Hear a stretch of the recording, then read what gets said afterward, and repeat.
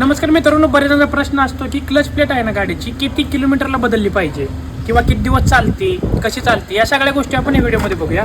बरं, clutch plate बदलली नाही तर काय प्रॉब्लेम होतं, त्याचा ॲव्हरेजवरती काय फरक पडतो का, गाडी चालवण्यावर काय फरक पडतो का, पिकअपवर काय फरक पडतो का, सगळ्या गोष्टी सांगूया. मित्रांनो लक्षात घ्या, नॉर्मल जी क्लच प्लेट असते का नॉर्मल गाड्यांची, ती पेट्रोल असू द्या किंवा डिझेल असू द्या, त्या गाड्याची क्लच प्लेट साधारणपणे 80-85 हजार किलोमीटरपर्यंत चालते जर चालवणारा चांगला असेल.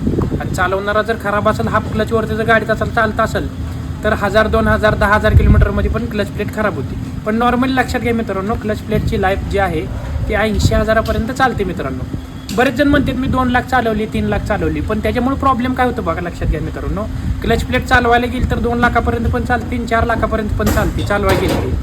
पण त्या ठिकाणी काय होतं, क्लच प्लेटचं ही जी फ्रिक्शन मटेरियल असतं का नाही, क्लच प्लेट प्रेशर प्लेटमध्ये जे असतं ती फ्रिक्शन मटेरियल गेल्यामुळं क्लच प्लेट स्लिप होती. त्या ठिकाणी तुमचे पिकअप लॉस होतं किंवा तुम्हाला ॲव्हरेज कमी पडतं. काय होतं, इंजिन पॉवर तयार करतं पण क्लच प्लेट गिअरबॉक्सपर्यंत ती पॉवर पाठवत नाही, त्यामुळं त्या ठिकाणी तुमच्या ॲव्हरेजला कमी पडतं. त्यामुळे लक्षात घ्या मित्रांनो, तुमच्या गाडीचं जर 80,000 किलोमीटर झालं असेल तर क्लच प्लेट बदलून घ्या. त्या पुढे जर गेलं मित्रांनो तर तुमची गाडी ॲव्हरेज कमी दिली ना, त्या क्लच प्लेटच्या हिशोबानं ती जेवढं जे पैसे क्लच प्लेटला जातात ना तेवढ्या हिशोबाचं तुमच्या गाडीला ॲव्हरेज